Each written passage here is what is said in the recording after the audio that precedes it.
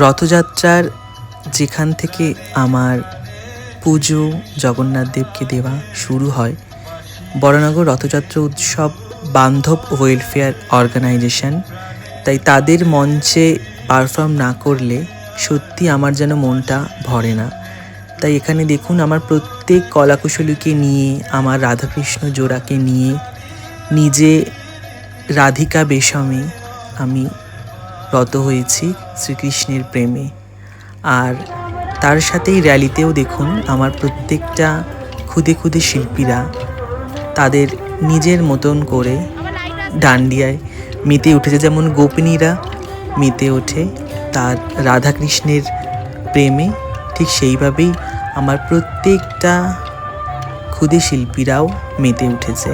নিজেরা নিজেদের মতো মজা করছে, ডান্ডিয়ার সাথে সাথে তার তালে তালে রথযাত্রায় জগন্নাথ দেবকে নিয়ে যাচ্ছে তার মাসির বাড়ি, অর্থাৎ বনগলি যুবক সংঘের কাছে। এখানে আমিও যোগদান করেছি, দু জায়গায় চলছি সবার সাথেই, যাতে দু জায়গায় সমানভাবে থাকতে পারি।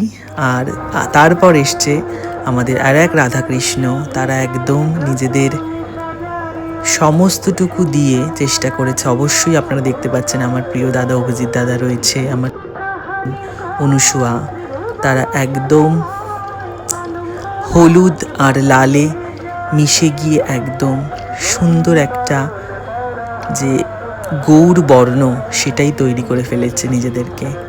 আর এই যে আমার ছোটো ক্ষুদে শিল্পীরা, আর এই যে সঞ্জীব, অঙ্কিতা, দিশা, প্রীতি, পায়েল, ওদিকে রয়েছে আমাদের দেখতেই পাচ্ছেন রিয়া, ডোনা, অর্পিতা, সবাই কি সুন্দর গুটি গুটি পায়ে জগন্নাথ দেবকে নিয়ে যাচ্ছে। তার সাথে রয়েছে এই যে দেখুন, আমার একদম ছোট ক্ষুদে শিল্পীরা, তারাও কি সুন্দরভাবে স্বাগতম কৃষ্ণা করছে।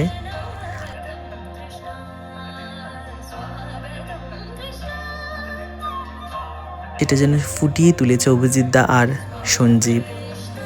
খুব সুন্দর সেই পরিবেশটা তৈরি হয়েছিল, সত্যি সেটা বলাই বাহুল্য। আর আমার মেয়েরাও সুন্দরভাবে নেচে উঠেছে। এই যে আমরা পৌঁছে গিয়েছি আমাদের যুবক সঙ্গে, আর আমার গার্জেনরাও কিন্তু সাথে ছিল। সুন্দর, আমার কথা অনুযায়ী সুন্দর বললাম এ কারণের জন্যই, আমি যেমনভাবে বলি তেমনভাবেই ওনারা নিজেদেরকে রেডি করেন লাল সাদা শাড়িতে। এই যে আমাদের র্যালি শেষ হওয়ার পর কিছু ছবি, যেগুলো না দিলে কিন্তু আমার মনটা ভরে না। রাধাকৃষ্ণ, সত্যি রাধাকৃষ্ণ। এই যে আরও দুজন